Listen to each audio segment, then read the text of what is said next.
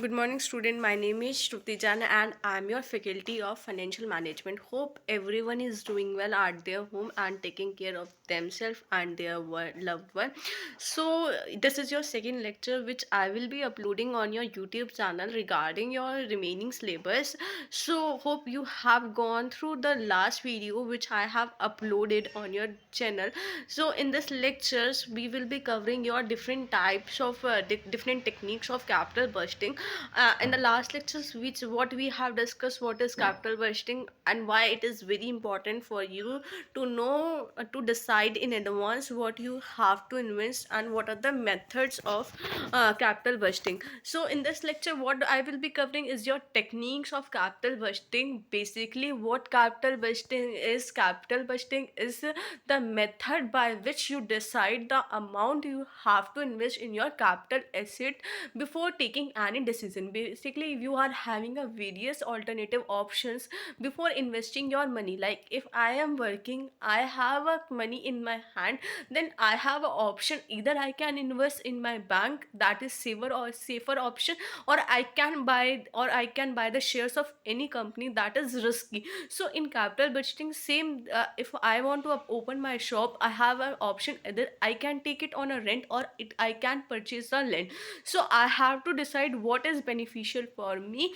So capital budgeting is all about choosing the best alternative among the various alternative available. In this lecture, we will be discussing your various techniques. We have already covered your technique of payback period and your average rate of return in your class, and we have already covered your numerical portion of that topic. But in this lecture, I will be covering orally what are the techniques and what are the formulas of each and every technique. Let's start this technique method techniques की हम बात करते हैं जब traditional method, there are basically two types of methods होते हैं हमारे, traditional method and your modern method. Traditional method में मतलब होता है जो हम पहले से करते हैं, जहाँ पे हमारा आता है पे बैक पीरियड. बेसिकली यहाँ पे हम टाइम वैल्यू ऑफ मनी को कंसिडर नहीं करते. हम मानते हैं जो आज 1 रुपये की वैल्यू है, कल भी 1 रुपये की वो वैल्यू रहेगी, बट ऐसा नहीं होता. ठीक है, तो हम दोनों चीज़ें कवर कर चुके हैं, आपकी पे back period method and accounting rate of return. In modern technique जिसको हम डिस्काउंटिंग टेक्निक बोलते हैं, वो उसके अकॉर्डिंग क्या होता है, ये पैसा अपनी वैल्यू चेंज करता रहता है. लाइक आप पहले 10 रुपये में एक ब्रेड लेके आ जाते थे पूरी की पूरी, बट आप आज उन 10 रुपये में वो ब्रेड नहीं लेके आओगे. क्यों? महंगाई, जैसे हम बोलते हैं महंगाई कि पैसे की, पहले आता था कोई गेस्ट आता था, आपको 100 रुपये दे के चला जाता था, उसके लिए भी आपकी बहुत वैल्यू होती थी. बट आज ऐसा नहीं है. आप कहते हो कि यार 100 रुपये में आता ही क्या है, क्यों नहीं आता, क्या हो रहा है, वो चीज़ें क्या हो रही है कि उसको बोलते हैं हम डिस्काउंटिंग, की पैसा अपनी वैल्यू कम करता जा रहा है. आज जो आपके पास रुपए हैं, आपके पास अगर आज 1 लाख रुपए हैं, तो कल अगर आपके पास वो 1 लाख रुपए होंगे, आप उनसे उतना सामान नहीं खरीद पाओगे. क्लियर है? तो मॉडर्न टेक्निक में हम वही कहते हैं कि 1 रुपया है वो अपनी वैल्यू कम करता जाता है. सो हम उसमें क्या करेंगे, डिस्कस करेंगे net present value method, profitability index method, internal rate of return, terminal value method and discounting pay back method. Discounting pay back also we have covered in your classes also. तो pay back period क्या होता है, this is the method, is the simplest, बहुत simple होता है. Like अगर मैं बात कर रही हूँ, मैंने 1 लाख रुपए इन्वेस्ट करा है, 1 लाख रुपए इन्वेस्ट करा है, और मुझे हर साल अपना 5,000 रुपये का प्रॉफिट हो रहा है. कैश इनफ्लो मेरे पास हर साल 5,000 की आ रही है. सो इनिशियल इन्वेस्टमेंट कितना है मेरा, 1 लाख का. 1 लाख डिवाइडेड बाय 5,000 कितना हो जाएगा हमारा, 20 आ जाएगा. ये 20 ईयर्स में I will be getting my money back. ठीक है, तो ये हमारा था. इस तरीके से हम करते हैं, बहुत सिंपल मेथड होता है. This is simplest and most widely use method होता है. Pay back period method is the time required to cover the initial investment. Basically हम बता के इसमें सिर्फ हम ये बात देख रहे हैं कि आज मैंने इतना इन्वेस्ट करा है, इतना मैंने आज इन्वेस्टमेंट करा हुआ है, और हर साल मुझे कितनी कैश इनफ्लो आ रही है. You the basic formula is क्या है, investment divided by cash flow, जितनी आपकी कैश फ्लो आ रही है. ठीक है, तो यहाँ पे हमारी बात क्या चल रही थी, हम यहाँ पे सिर्फ करते हैं, बहुत सिंपल मेथड होता है. A firm is always interested in knowing the amount of the time required to cover its investment. क्योंकि हम जैसे बहुत सिंपल सी थिंकिंग होती है सबकी हमारी, कि बस ये देखना होता है, ये जानना होता है कि कितने टाइम में पैसा वापस आ जाएगा. ठीक है, तो वो इसके लिए हम ये पे बैक मेथड करते हैं. नेक्स्ट आ जाते हैं इसमें क्या, it is based on the concept of cash flow and not discounting technique. बस ये कैश फ्लो पे आपका डिपेंड करता है.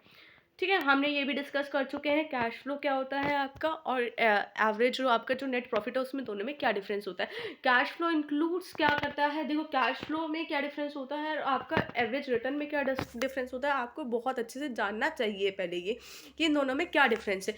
देखो जो आपका कैश फ्लो है, कैश फ्लो का मतलब क्या होता है, कैश फ्लो का मतलब होता है कि कितना कैश आपके पास आ रहा है, एक्चुअल में आपके पास कितना कैश पड़ा है वह है। नेट प्रॉफिट का मतलब है आपने इतना प्रॉफिट अर्न करा है, तो नेट प्रॉफिट में हम क्या करते हैं, डेप्रिसिएशन माइनस होता है ऑलवेज। बट कैश फ्लो में क्या होता है, जो अब आपका नेट प्रॉफिट आ जाता है आफ्टर टैक्स, उसके बाद हम डेप्रिसिएशन ऐड कर देते हैं। ऐसा क्यों करते हैं, क्योंकि हमारा जो डेप्रिसिएशन है वो नॉन ऑपरेटिंग एक्सपेंसिव है, क्योंकि एक्चुअल में आपका डेप्रिसिएशन से कोई भी कैश नहीं गया। सो कैश फ्लो का फॉर्मूला क्या होता है, कैश इनफ्लो का फॉर्मूला होता है net profit after tax plus depreciation. So हमने जैसे बात करी थी आपका कि पे बैक पीरियड का फॉर्मूला होता है initial investment divided by annual cash inflow. Like हमने 1 लाख का इन्वेस्टमेंट करा डिवाइडेड बाय 5,000 की हमारी कैश इनफ्लो हो रही है, आपका वो फॉर्मूला हो जाता है। इन केस अगर हमारा कैश फ्लो इनफ्लो इक्वल नहीं है, कैश इनफ्लो लाइक 5 साल का पहले 5,000 का आपने करा, फिर 10,000 का करा, आपका आया। सो आपको पहले ये देखना है टोटल अमाउंट कहाँ तक आपने कवर कर पाए year immediately preceding to the year recovery.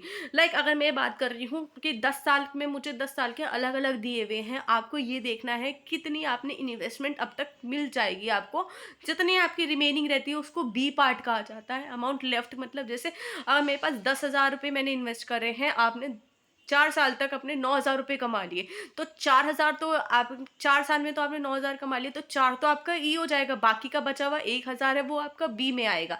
सी में मतलब जो उस ईयर की आपकी रिकवरी होगी या उस ईयर का आपका कैश इनफ्लो होगा वो होता है। इसके क्वेश्चन हमने आपकी क्लास में डिस्कस ऑलरेडी कर चुके हैं। ठीक है, नेक्स्ट आता है डिसीजन क्राइटेरिया किसके बेसिस पे बना जाता है। If there is only one project consider, अगर हमारा एक प्रोजेक्ट है तो देन तो डिसीजन लेने की कोई ज़रूरत नहीं है, then it will be select only if had a पे back period as per the management expectation. Like अगर मेरे पास एक ही प्रोजेक्ट चल रहा है, मुझे पता है मेरा एक ही प्रोजेक्ट है, तो मुझे उसमें सोचने तो थोड़ी है उसमें। तो अगर मैंने डिसाइड करा हुआ है कि 10 साल में अगर मुझे मेरा पैसा मिल जाएगा इससे, तो मैं रखूँगा, नहीं तो नहीं रखूँगा। ठीक है, सो ये साफ बात आ जाती है। इन केस ऑफ मोर देन, जब मेरे पास ज़्यादा प्रोजेक्ट होते हैं, मैं क्या करती हूँ, जिसका लो पे बैक पीरियड कम होता है उसको चूज़ किया जाता है। अगर मेरे पास ABC 3 प्रोजेक्ट है, तो जो मेरे को जल्दी पैसा लौटा देगी मैं उसको सिलेक्ट कर लूँगा। ठीक है, नेक्स्ट आ जाता है क्या मेरिट है। It is easy to calculate, simple होता है, बहुत ईजी टू अंडरस्टैंड होता है। It is useful in case of those industries where there is a lot of uncertainty होती है, इंस्टेबिलिटी होती है, because it lays emphasis on the speedy recovery of investment. ये वहाँ पे यूज़ किया जाता है जहाँ पे हमारे इंडस्ट्री में बहुत अनसर्टेनिटी होती है, इंस्टेबिलिटी होती है। लाइक अगर मेरे को नहीं पता कि इस मशीन का मुझे कितना पैसा मिलेगा, तो मैं पहले से ही जान के रखती हूँ कि कितना मुझे कितने टाइम में मुझे पैसा मिल सकता है। many firm wants to recover the investment as quickly as possible। बहुत कंपनियां होती हैं जो सिर्फ ये देखती हैं मुझे कितने देर में पैसा मिल रहा है। ठीक है, सो डीमेरिट क्या हो गया, ये बहुत ज़्यादा निगलेक्ट करता है कैश इनफ्लो को। ये देखो, एक तो सबसे पहले बात है आपका डिस्काउंटिंग रेट नहीं ले रहा, तो ये बहुत मेजर ड्रॉबैक है हमारा। जितना अगर ये हमारा जल्दी से जल्दी अगर हमारा डिस्काउंटिंग रेट ले रहा होता है तो ये हमारा फ़ायदे का होता है, अदरवाइज़ ये हमारे किसी काम का नहीं है। ठीक है, अगर हम बात करते हैं आपकी और किसी मेथड की, और मेथड में हम बात करते हैं वहाँ पे सब कुछ डिस्काउंटिंग रेट पे लिया जाता है। This method does not consider time value of money, नहीं कंसिडर करता। It does not consider risk कितना एसोसिएटेड है विद दैट प्रोडक्ट। ठीक है, पोस्ट पीरियड का मतलब क्या होता है, पोस्ट पे बैक पीरियड का मतलब होता है बाद में। लाइक अगर मशीन आपका मैंने निकाल दिया कि 10 साल में मुझे पैसा मिल जाएगा, ज़रूरी थोड़ी है कि वो मशीन आपकी 10 साल तक ही चलती रहेगी, वो मशीनरी आपकी 10 साल से बाद भी चलेगी। ये हमारा मेथड होता है कि भाई 10 साल से बाद भी मेरा चलेगा ही चलेगा, ये थोड़ी 10 साल बाद मैं उसको फेंक दूंगी, नहीं ना। तो उसके बाद आप देखेंगे कितना पोस्ट बैक पीरियड में हम देखते हैं और कितना आपको प्रॉफिट मिल रहा है। तो इकोनॉमिक लाइफ माइनस पे बैक पीरियड इसका फॉर्मूला होता है। इसकी हमने ऑलरेडी क्वेश्चंस कर कर चुके हैं क्लास में। पोस्ट पे बैक प्रॉफिटेबिलिटी का मतलब होता है total earning of the from the project minus पे बैक अमाउंट, ठीक है। सो बेसिकली क्या है कि जैसे 10 साल तक तो आपने मिल ही गया, वो कह रहा है उसके बाद आपने कितना लाइक इकोनॉमिक लाइफ कितनी है। अगर मैंने इकोनॉमिक लाइफ मेरी 10 साल है तो आपको देखना है 10 साल तक आपका कितना कैश इनफ्लो हुआ माइनस इनिशियल इन्वेस्टमेंट, ठीक है। टोटल अमाउंट अब अगर हम बात करते हैं, आपने 10 लाख रुपए की इन्वेस्टमेंट करी हुई है और आपको हर साल 1-1 लाख का, आपको हर साल 50,000 का प्रॉफिट हो रहा है, ठीक है। तो आपको क्या करना है, टोटल कैश इनफ्लो जितना आपका टोटल कैश इनफ्लो है 10 साल तक माइनस इनिशियल इन्वेस्टमेंट आपको करना है। दैट इज योर पोस्ट पे बैक पीरियड का प्रॉफिट होता है, ठीक है। तो अगर आप इसका इंडेक्स निकालते हो, पोस्ट पे बैक का प्रॉफिट होता है अपॉन इनिशियल इन्वेस्टमेंट इनटू 100, आपका फॉर्मूला बन जाता है। इसके क्वेश्चन हमने ऑलरेडी आपकी क्लासेस में बहुत ज़्यादा डीपली डिस्कस करे हुए हैं, ठीक है।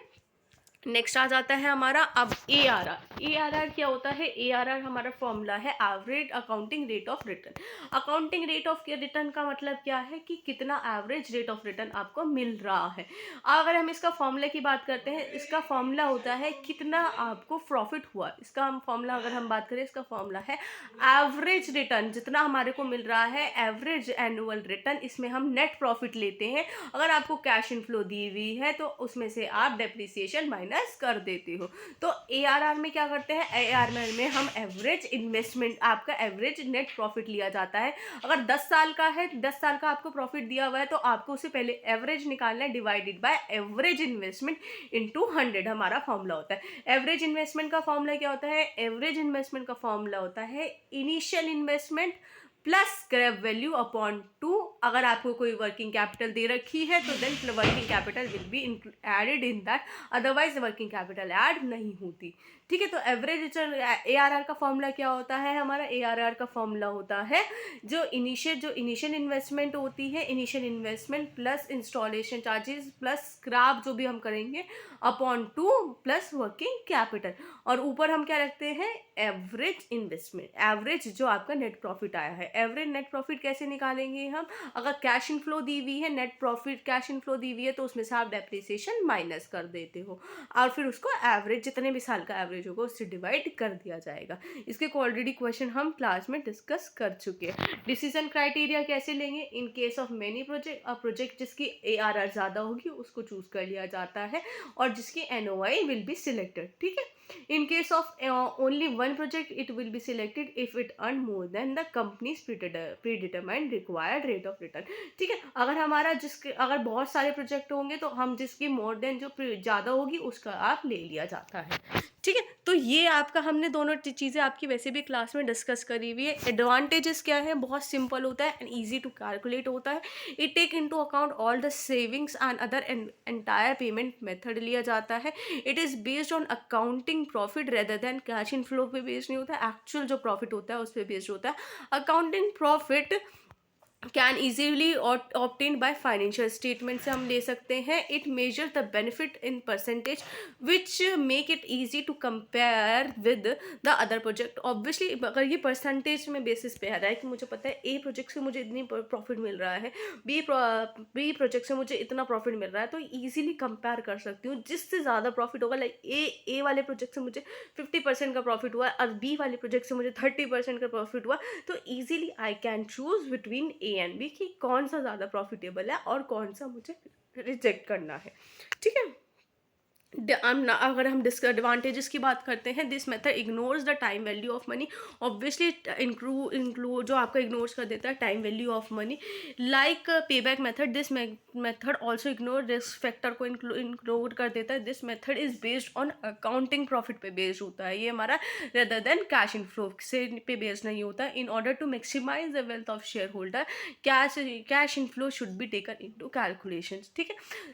ये हमारा कैलकुलेशन पे लेना चाहिए। This method ignore the size of investment, ignore कर देता है। Sometimes ARR can be the same for different project but some time of the in huge cash inflows, ठीक है। तो कई बार ऐसा होता है कि बहुत सारे जो प्रोजेक्ट होते हैं ये सबका आंसर सेम दे रहा होता है, जिसका सेम हमारा डेटा होता है, ठीक है। तो हमारा बट एक्चुअल में ऐसा नहीं होता, तो आपको कंपेयर करने में बहुत दिक्कत आ जाती है। So this is all about your पे back method, discounting pay back method and post पे back subtract method, and ARR, which we have already discussed in your class.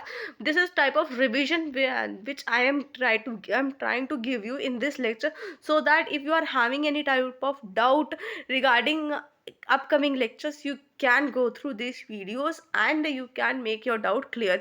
If you are still, if you have any doubt regarding this method, you can ask me in your Zoom meeting. Easily we can discuss that. There will, because in the videos I cannot explain you every numerical, that way will be covered in your Zoom meeting. Okay, if you are having any doubt, please do ask me in your Zoom meeting. Thank you.